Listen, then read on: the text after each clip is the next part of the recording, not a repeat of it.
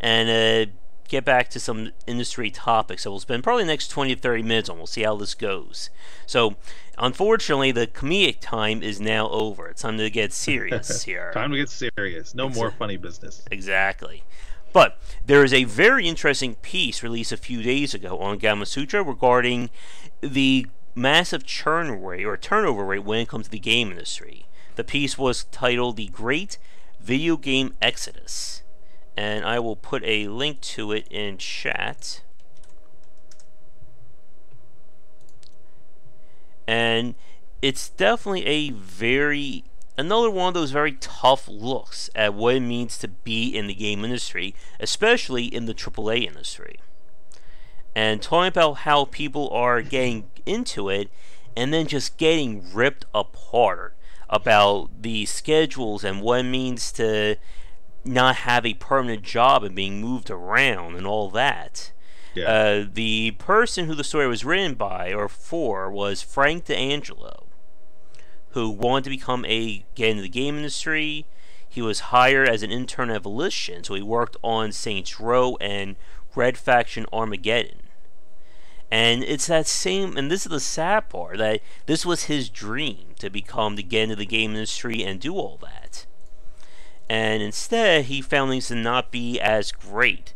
Employees were churned out. He said there's a lot about nepotism, which I have certainly seen that even just around here. And in 5 years, every job he took was a fixed 12-month contract, and he just couldn't get a full-time job. And of course, moving around, for every time his studio hired him, of course, he had to move to wherever that city was. And let's see, saw more and more permanent transition into unstable. And again, the people who knew a guy or was a family member, they got those permanent jobs. And he left the industry in 2015, so he was in there for about 5 years. And he just got tired of it. And again, it's just a very interesting, and the article just keeps going on about people having those issues about working in a major studio. And I got my own thoughts on this, but again, Rob, for those of you who don't know Rob's background, you originally you were in the Disney division, or you were working on like Disney and edutainment games back in the early thousands. You did work at Visual Concepts as well, doing the... You gotta flip that. Okay. I got my start with Visual Concepts in 2002, and then from there had a hugely roundabout, weird hopping from job to job. Like my travels through the industry have landed me back at Visual Concepts in a different part of the same state. But yeah, in the middle I hit Disney. But the only AAA stuff I saw was at Visual Concepts on sports games. It's interesting because the nepotism thing got me an interview with Visual Concepts because my cousin did motion capture for them. He was a baseball player in college, and was local and could do mocap for Visual Concepts, who are located in San Francisco. And back then they probably weren't able to afford actual baseball talent to do that. I don't know. It was just so long ago. But I got an interview and got into QA. So yes, nepotism got me the interview, but from there I was on my own. I can really see how nepotism gets you a lot of jobs. Certainly knowing people in the business and having worked with them in the past, that helped me get the job I have now. Working in fringe, what I like to call a fringe business, fringe industry, I did not have to do any of that. I got a few jobs through Craigslist. The Disney job I got through a headhunter, or not a headhunter, but a talent agency, and or whatever you call it, just a job, a career agency, whatever. But that was in educational games. That was not in the AAA. The other games I got via Craigslist were all very unique opportunities. Most of the jobs I had, but then again, I don't have a traditional AAA background. and I can totally see it. And the reason I can see it is because nobody has time to do interviews. Yeah. Like the interview process. I did an interview at Amazon for their games division for Hmm. the boy, what's it called? Their e-reader, um, the Kindle. Not even the Kindle Fire, just the original Kindle. Doing for games for that. Um, they had the most rigorous interview process I've ever seen, and I don't know how they even find people like that. Um, it's just too complicated. They had the thing where everybody in the department had to sign off on it, and Hmm. everyone had to be available for the one day, and they just brought in a whole bunch of people to interview through the one day. So knowing what I know now in terms of this, like maybe one person has time to interview people, and I know they're not just getting people off nepotism where I work. I know they do extensive research. They find people. Certainly, you recommend somebody, and then you get a headhunter fee. Hmm. Um, but that in a way is nepotism, but in a way it's not. It's just recommendations, and not everybody knows everybody. So it's a strange thing to claim. I don't know where this D'Angelo worked. I don't know who he worked with. It sounds like he worked on those big projects, but Hmm. it's easy to get. I will say it is easy to get like down on the business, like Yeah. the hours, all that stuff. And I'll turn it over to you right now, and we can bring that stuff up naturally because I know you just asked me about that. You just asked me about my background more or Hmm. less. So I don't know what Oh, basically just turning back over to you for what okay. your thoughts are. Yeah, and it's one of those very weird issues when it comes to game industry because you have people on leaving comments. Some of them agree with the article completely. Others feel that because of how weird video game culture is, like not every studio is the same, and that is certainly true. Every studio has its own sense of culture, and I think one of the big things has been the fact that so many people have left the AAA side to go indie and trying to make their studios not like those AAA market just because of those issues. Yeah, yeah, and I do think that the disillusionment Hmm. is anytime you have an industry where you wished your whole life to get into Oh that business, yes. you've just set yourself up to fail, and not even fail a little bit, but just fail hard, big time. Oh Because like yes. living in Los Angeles, the movie industry is what kills the dreams of many, Hmm. and if for video games, the thing same can be said. I never actually wanted to be in the video games business. I never thought of myself Hmm. in the business of video games. I just happened to that happened to be the job. I wanted to get into special effects coming Hmm. out of college, but just things happened as they needed to get me in to QA, and from there I just kind of worked my way around. Hmm. But yeah, Isaac has a good point there. It just kind of is. It is. It's just Yeah. that way in a lot of businesses. Oh yeah, I've seen that. I've gotten turned down from jobs and doing stuff like that because the person had a friend who needed a job, even though I was doing the job there for like the last few months as one of the temporary jobs I did. So they got rid of me and got her in there, and then I got called back in for several times because that woman didn't show up or she was on vacation. So again, I've certainly seen. Oh, when I worked at Comcast, the stories I could tell you about nepotism at Comcast. That could be like a 40-minute discussion right there. And yeah, like you said, Rob, it's an industry built on passion. We talked about this for last week for sure. And when you have that passion, it's very easy to exploit that. I mean, how many people higher up have said, if you really wanted to be here, you would stay an extra 8 hours. You would work, overtime without pay and stuff like that. And they always say, for a lot of the kind of like the lower level jobs, the programmers, the artists, the people who aren't in director or lead roles, they are very much interchangeable. You can have a programmer, if you just need someone to code in Unity or someone who can just design a multiplayer engine, you can put that up and probably get 10 to 15 resumes within minutes. But the problem is that those jobs are very much contract. And we've said this before, I'm sure you probably have seen this as well, that the vast majority of the studios, they have their permanent pool of people. You know, the people they've come to trust, the friends and the family, and everybody else is usually on a contract or temporary basis when they need that work. Like, you're not going to hire someone who does background art full time. You're going to hire them when you're at that point you need it, and then when it's done, it's like, okay, see you later. You know, we don't have the money to keep you on. Yeah, it can be like that, certainly. Again, I think a lot of businesses don't necessarily do it. They do it the way you say. But the smart ones, they find you're a good artist. They find you're a good programmer, and they're like, you know what, this guy actually is worth his weight in gold or her weight in gold. We gotta, keep him on staff. And that's the way to get in. That's the way to get in kind of on a permanent basis, is to find that company that really does seek out talent first and maintain it. Certainly, like, I can't begrudge anybody for hiring someone that they knew and they worked with and they liked working with. Like, to me, it's like, okay, well, you know what, I lost out to that. Sucks for me, but I understand.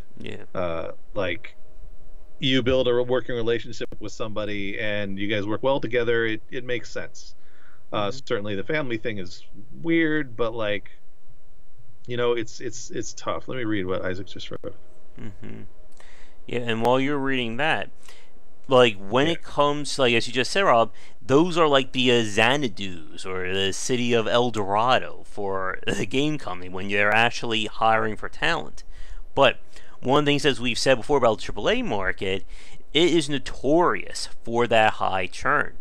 Because, again, once you have that game, once you have, like, that blueprint set, like Call of Duty or Battlefield or like any, or even something like Assassin's Creed, you don't really need a creative team. You need someone who can follow directions. Okay, here's our previous Assassin's Creed. Just do it like this. Like, you already have it pretty much down. And there is some room for iteration and evolving, but it's not a case of them creating a brand new game each time, where you're really needing a strong creative lead. And I know we talked about this before with the idea of, just how much role or how much input does one person have on the AAA machine. And again, it's really debatable because, as you've said as well, like, when you have teams of 50 to 100 people, losing one person doesn't really hurt that project all that much. Well, that's actually a dangerous thing to do to say, because when you're in a business like this, the efficiency of spending, like, you get a successful company, they know how to spend the money.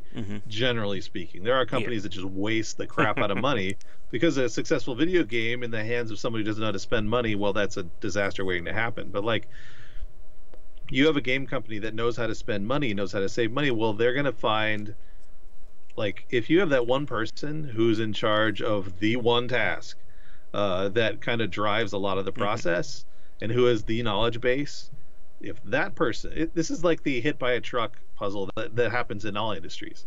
If you have the one person who is the keeper of knowledge and they leave, you are screwed, because you don't know what documentation they've done unless you're on top of them and trying to force them to do documentation, which at that level, chances are no one's going to be able to tell them what to do. You are screwed, and it's almost impossible to get these high-level type people to share tasks with each other. And so you get people who have kind of dug themselves into a career, and the company themselves have allowed this to happen, and that person and those people, because it's not like just one person can do that. Those people are the ones that are really damaging if they leave, or if they have to be cut somehow. So there are people who are vital to a project, and the Call of Duty thing that you said, well, there's got to be consistency. The minute you get rid of someone who kind of owns the process of how a Call of Duty game might feel, well, suddenly that whole feel might go out the window, and gamers are going to notice. So it's a really tough thing to say that people are interchangeable. Certainly at the lower level, when people get in, are in for that first time. I know when I worked at Disney, that was the one time I had a limited contract. of 18 months. They have that 18 months cutoff where either you'll be full time or not at that point. I was the not side of things.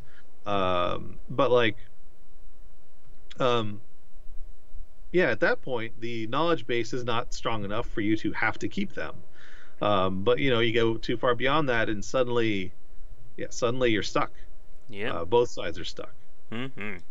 And that, what you just described there, Rob, is what a lot of people call, like the rock star game developer syndrome. When that one person is basically, the glue that keeps his entire game going. So you better listen to him or her when they say they want so-and-so. Because as you said, Rob, if they leave, what else do you have?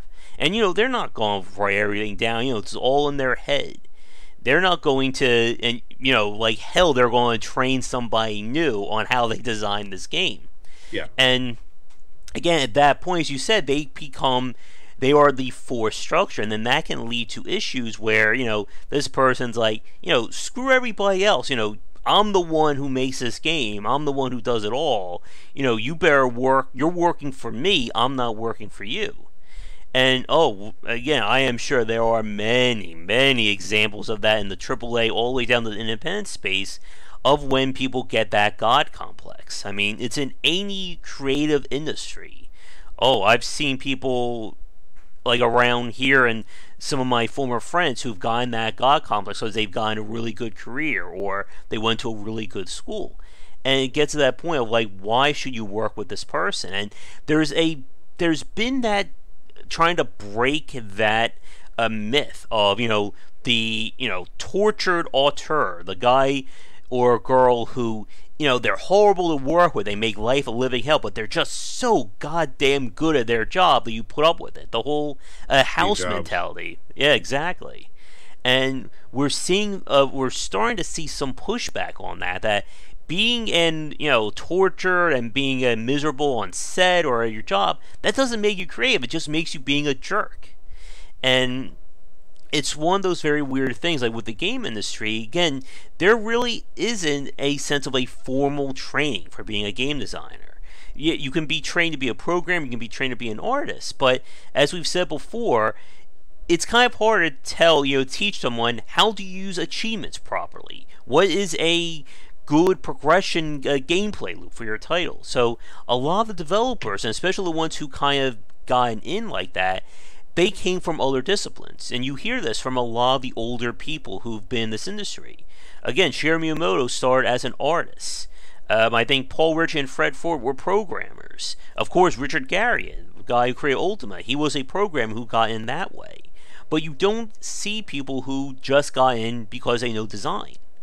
And when you get to that point of trying to figure out what makes things work, and without having that proper guide, it becomes a case of whoever wears like the highest hat, that's the guy in charge, or that's the girl in charge. Yeah, and I think going back towards the article, it is easy to come into an industry like that and just get immediately disillusioned, because you come in, you have all these, I have all these great ideas, and I want to, and the last thing anybody in a games company wants to hear is your idea, because they've all been through that process, and they know that those ideas don't go anywhere. No one wants to hear them because everyone has ideas. Everybody's got an idea. Your idea isn't special, and it's easy to get that killed. And you're like so certain that your idea is going to make the company $1 million, and you're not one of those people who can sell igloos to Eskimos or sell refrigerators to Eskimos. So you get disillusioned just on that because you get married to, like, creatively, you get married to something and it is very close to you. It's very dear to you. It's your baby. And so it's your baby. And so when you get that attachment, and I've been guilty of this many times over, you get attached to something and it gets killed, and that first one, whatever, but over and over and over and over again, it gets disillusioning. You get bitter. That just happens. And I know a lot of young people come in and they're like, all these bitter people, they're bad for the, whatever. I don't like being around these bitter people. I'm like, well, stick around for a couple of years, you will be one. Yeah. But you figure it out, and the people who stay, like myself, who just been all over the place, I've learned my lessons, and yeah, I might still get my heart broken from an idea getting squashed, but at the same time, it's like, well, you rebound, you come back, you go to work the next day. Yeah. And that was one of the things that we talked to. I forget. Oh, I talked to, I think, Shane about this a few days ago. That when it comes to the game industry like that, as you said, that you were getting in there thinking that your idea, or I'm sorry, what we were talking about was that idea that your idea is going to be this magical thing, you must hoard it and nobody must know about because they're going to steal it. No, that's not true at all.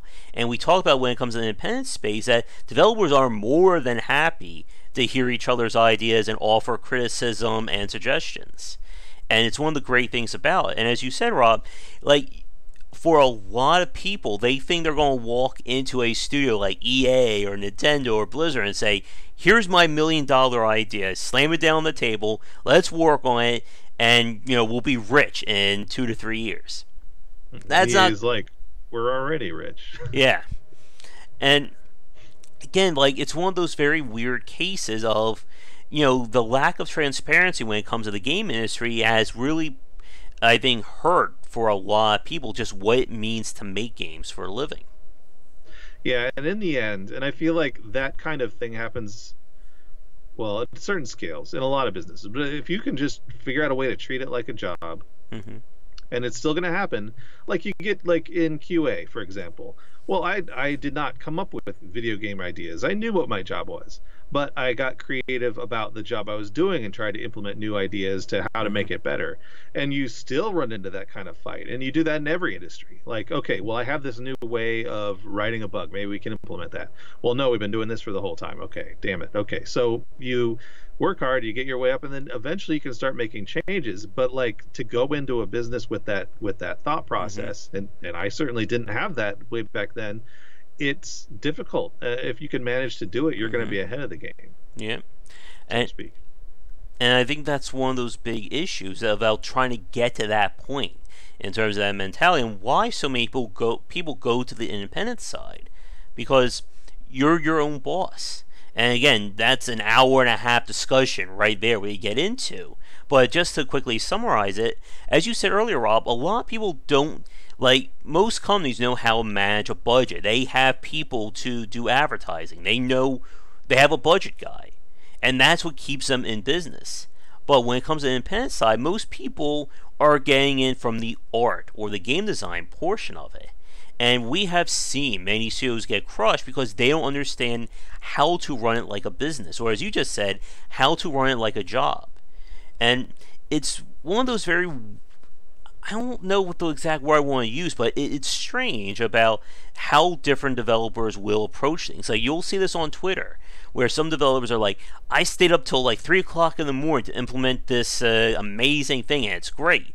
And someone else will say, I'm having an off day, or I'm feeling depressed, I'm not going to work on my game for the next 2 weeks. I need to take some me time. Yeah. And both of those are just very weird when it comes to being, like, if you're working at a studio, no studio is going to let you have time off for me time. Just as no studio is going to say, yeah, sure, stay for another 8 hours and get overtime on us like that. And again, it's just the craziness of this industry, and we've said this before, there are no rules for game development. Not in the same way as other markets and other industries. You work, for a car manufacturer. That's a 9-to-5 job. You know what you're doing day in, day out. But when you're building a game, you don't have that luxury. One day as an independent studio, you may be working on a level. Maybe the next day you're going to be dealing with art. Maybe the next day you're dealing with PR. And it's just very hard for a lot of people, I think, especially, again, having that dream or that disillusionment of what it means to be in the game industry, to understand that there's a lot of work that goes into making a video game. It's not, this happy-go-lucky time. Yeah, no, it's not. And then, I mean, it's also disillusioning how long it takes to make a game, yes. and how much of that game gets cut. By the way, I am running super low on battery, so if I cut out, it's just Uh, it's that. Oh gosh, I'm at 2%. I might have to switch to like no camera onto my PC. dun, dun, If dun. this, yeah. So, but yeah, it is a rude awakening in many many ways, because everybody's human and everybody's different, right? Um, so actually, do you mind if I just cut out and we just switch to my other Skype real quick? Sure. Okay. How long do you think it will take? Like a minute or so, or just A minute, switching? yeah, Okay. just a minute. Okay, I'll be right back. Sorry, everybody. All right. I'll have to entertain the troops while you're gone. Okay. All right. While Rob is switching on over there, I'll cut out my Skype. There we go. Actually, this is a good break to talk about some things. First off, the Saturday Night Grab Bag voting is now going up. But I have an important question for you folks. I'm going to be making a separate video about it. Oh, and there is Rob too. Hello. Hey, hey. Are you able to turn on your camera or no? Yeah, I don't have a camera on my PC. Okay, not a problem. Just put your lovely little photo there. But Yeah. as a quick in between, I was going to ask people about this, and I'm curious what you think about this too, Rob. Regarding the live shows, as you know, we've been putting them together as just one very long chunk with the different sections. Would people prefer it if I cut these up into several videos, basically each one being its own segment, for watching this recorded? So you wouldn't see like our in-betweens, you probably wouldn't see the bad game section, but basically for our design discussions, they will basically be like 30 to 40 minute chunks like that. And then maybe have the full version be like a Patreon exclusive. So, what do you guys think, and what do you think about that idea, Rob? I like it. I mean, it's much, and I'll let your guys. Mm-hmm. Yeah, Janšević or Mm-hmm. Janšević. I agree. Multiple shorter videos is easier to digest. Than just one very long one. And of course, sections like this would be cut. Again, something like the bad game thing, which I think only people who are watching live get a kick out of, that wouldn't be in it. But like our discussion about mobile, which led to MMO, that will be a section, and then our talk about the whole issue with the turnover rate, that will be its own section as well. So instead of 1 hour and a half to 2 hour video, maybe it will be 2 to 3 30 to 40 minute videos, stuff like that. Yeah, no, I agree. Like the thing I hate the most, and I love watching, Dota tournaments Mm-hmm. and League of Legends and that kind of stuff. They will have one 8 hour batch Mm-hmm. of games, and this is also with GDQ. Like Mm-hmm. just you tune in for, they have a 16-hour video, and you got to find the game you want to watch instead of Mm-hmm. just clipping each individual game. They do that on YouTube, I think, but like, Mm-hmm. yeah, on Twitch, no, they don't bother, and it just sucks. Mm-hmm. And I'm just thinking again, like I don't know how many people are actually watching like these 2 hour talks. Yeah. Yeah. Again, I'm going to put up a video later with the grab bag voting as well, just to ask people about it.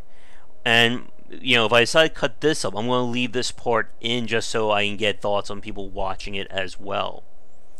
But yeah, like as you said, Isaac, watching it like, or if it's one coherent piece, like when I do the developer talks and we're having an entire conversation about a singular title or a singular topic, you can't really cut that up all that well without being very weird.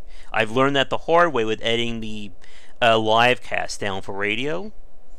But like something like this, where we're able to actually have these clear and concise segment breaks and topics, that may be a better option, or maybe more digestible. But Yeah. I'll ask people and we'll see what they say. But I think with that, I know we are approaching the hour and a half mark. Maybe we'll begin to wrap things up here for this week. So, getting back to begin to wrap up our topic then. I completely forgot our train of thought. Do you remember what we were on? Yeah, I was talking about That like in the games industry, just like any other place, you're dealing with humans and everyone's different, and so it's easy to run into someone who doesn't gel with you or mesh with you, Hmm. and that just makes it all harder because the creative process is so personal. And Hmm. I've been lucky enough to work with a bunch of teams that are very good at working together creatively. That doesn't always translate to the rest of the company, but working with a team that is very good is key. But Hmm. again, like any business, it really helps. And Yeah. being able to find those situations in the games industry, if you're like me and you hop around enough, you will find them. You'll just stumble across them. But if you like get on a game and you want to be hey, my stupid Skype picture is up now. If you want to be on a if you're on a game and you want to stay there long term and you just happen to get kicked off, well, Hmm. it sucks. You got to figure out a way to move on. And yeah, if you don't want to be unstable, like I've worked over a dozen jobs, I've lived in over a dozen apartments, I've moved Hmm. so many times, um, and I've never moved states specifically for a job, but I've moved from Northern California to Southern California for a job. Hmm. Um, I even spent some time in Oregon, but that was a job I already had. Um, yeah, if you're not willing to do that, then you've got to adjust how you approach the games business, Hmm. because there's companies everywhere. To say that there's only that AAA companies aren't everywhere. Well, I Hmm. mean it's true to an extent, but there's big video game companies everywhere. Hmm. EA isn't just EA. Oh, EA is a million yes. different companies all over the world. So you should be able to find a studio not too far from you. And Yeah. especially if you're on the East Coast, like Hmm. there's major cities everywhere. On the West Coast, it's not quite that. That's not the case. Like Hmm. Phoenix and San Francisco and Los Angeles, they're all a good 8 hour drive apart, 7 8 hour drive apart from each other. Hmm. So it's like, you're gonna miss major metropolitan areas a lot over here. But you got Philly and New York and Boston by itself has a lot of um, places. And I'm not saying that they're super close together, but it's not super hard to necessarily. You don't have to move terribly far if you have to move. Hmm. And yes, you might have to get used to that, or you have long commutes like I suddenly stumbled into. I'm at an hour and 15 minutes right now, but you know, um, you deal. If you like the job, it's easier to do. If you Yeah. hate the job, it's much harder to do that. So Yeah. And my hair is like getting all crazy again as well. I can. It's just I'm trying to get comfortable here. I think it may be getting time for me to get another haircut for the summer, but uh, don't get too distracted by that, folks. But one thing that I wanted to turn to, I wanted to elaborate on, what you were saying about coming into a place. That's also another very big part because, as we said, company culture can be a very big thing. I know there have been reports about how cliquey someplace like Valve is. And that can be another very weird thing when you come into a place as that new guy or the temporary guy and you're kind of looked down on by the other employees. yeah, I recommend everybody read the Valve handbook, Hmm. because you read it and you're like, there are some serious problems with the way you guys do things. Yeah. It's just that seem very obvious, but maybe aren't the case, but I feel Hmm. like are totally the case. Yeah. It makes for a cliquish environment, and it just the way they describe it. Hmm. Quick note to Chris: there are jobs in Oregon for games. They're not as plentiful, but there are studios, especially on the smaller studio side. Hmm. You just gotta. It's a stumbling across kind of thing. But you go to meetups and that kind of thing. You'll find it. You'll find it. Yeah. All right. So here's the final thing that I want to talk about, and just wrap things up, and then we'll say goodnight. But uh, another thing from the article is how different countries operate when it comes to conditions of studios. And a major part of that is everybody's favorite word, having unions. And I know we spoke about this in the past, but I don't know. I think it should become something that should become more prevalent, at least in the United States. What do you think? Oh, I agree. I don't know how the video games industry got away with not having unions all this time. But I do know that uh, unions, each state has its own rules for dealing with unions. And as soon as someone like starts to consider unions, well, a company suddenly has less interest in keeping you around for some weird reason, because they lose leverage. Mm-hmm. But it's a little shocking because it is one of those businesses that there's a lot of turnover. People can be let go for any number of reasons, for a failure of a game or success of a game. Like, Mm-hmm. you can be let go for both of those. It's strange, and it's not something that you can really plan for. If you plan to be let go, you can't tell how long you're going to be there. Yep. Um, there's also God, that's terrible, Chris. Uh, um, there's also benefits. I was fortunate enough to go to Germany and apply for a job there, and of course did not get it because I never lived in Germany. But the benefits there, you're like, oh, how much vacation do I get? Free medical, like all this stuff is quote free. It's government paid, but like at the same time, it's just so refreshing.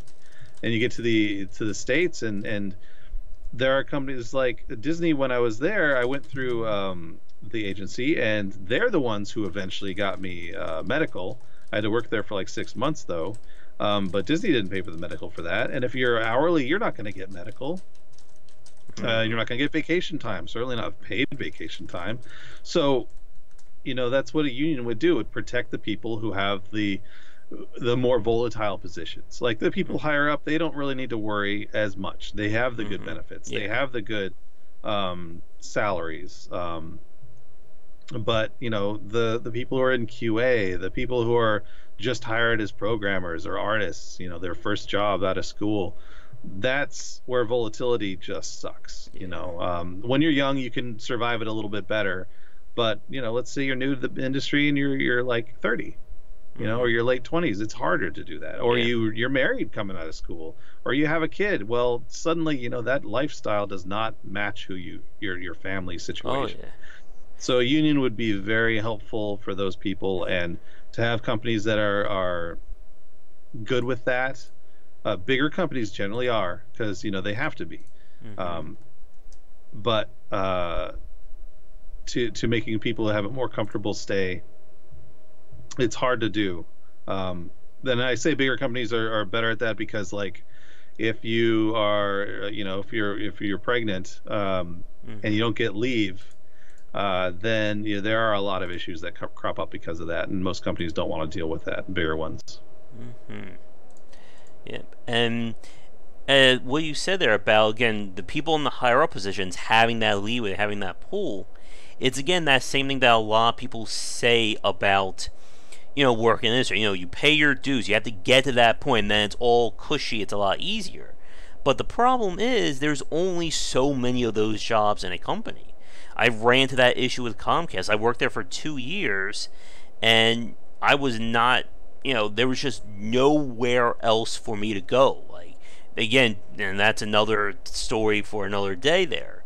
But the problem is, as you said, Rob, that when you're younger and you're able to just be able to move around, well, yeah, that's fine. But what happens when you do have a family? What if you have a child? What if you can't leave because you have a school system that your child belongs to? Like, when the game industry and real life are not really good at working together. And even people on the independent side have struggled with that. When they spend 2 to 3 years of life working on a game 8 to 10 hours a day, not spending time with their family. And trying to get that work-life balance, that is a very serious discussion, and it's one thing that I think a lot of people need to have that talk about.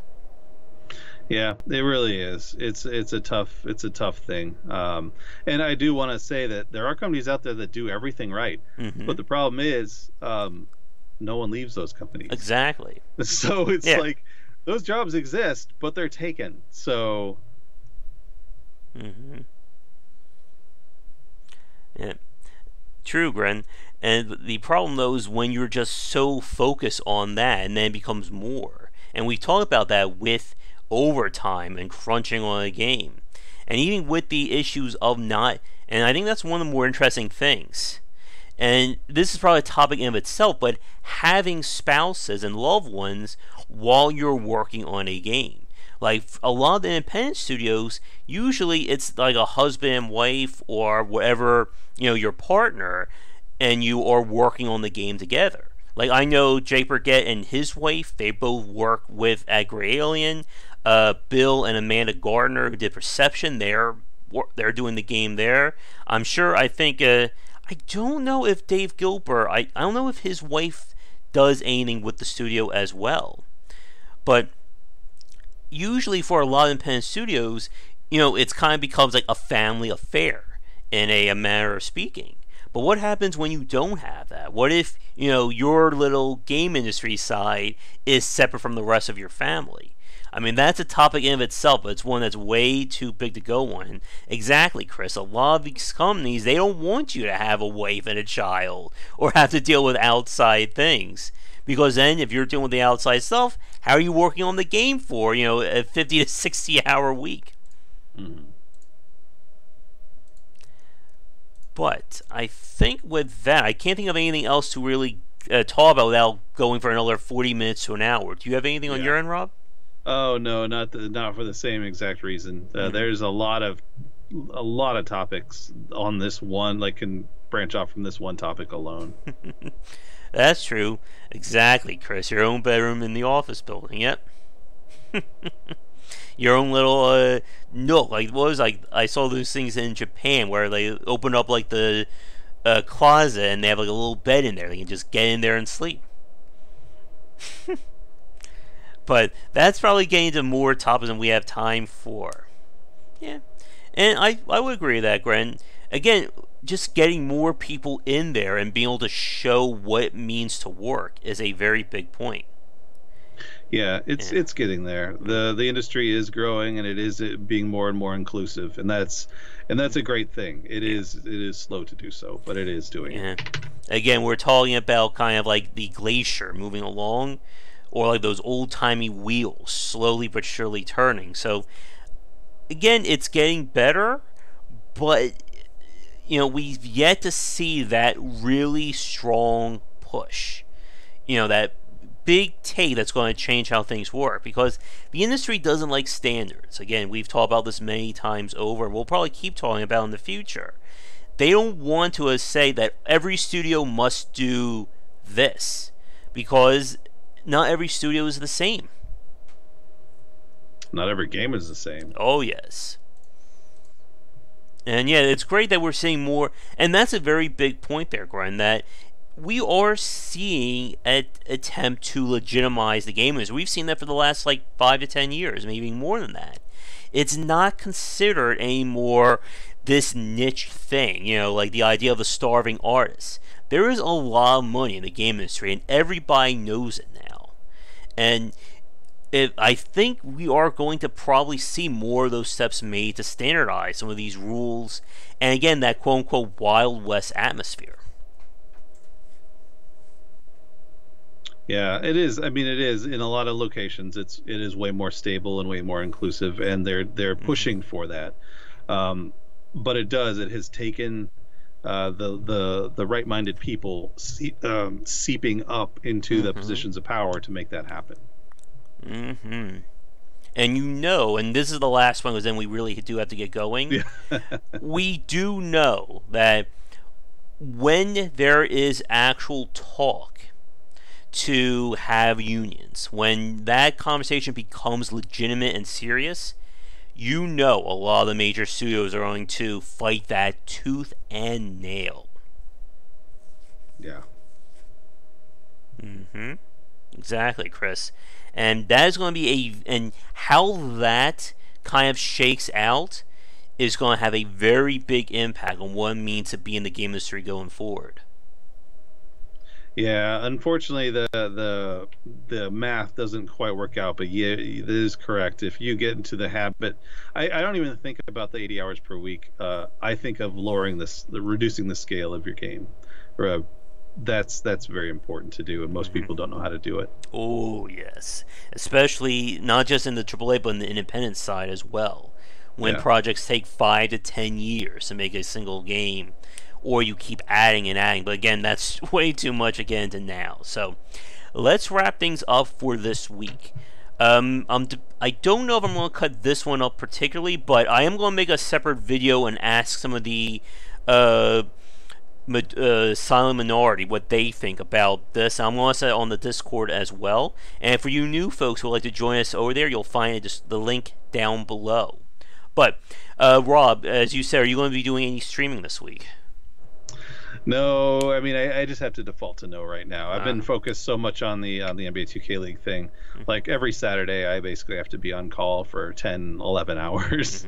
So that's most of my weekend now is that. Well, when you do decide to stream Darkest Dungeon, let me know so I can come in there and I'll be your coach for it.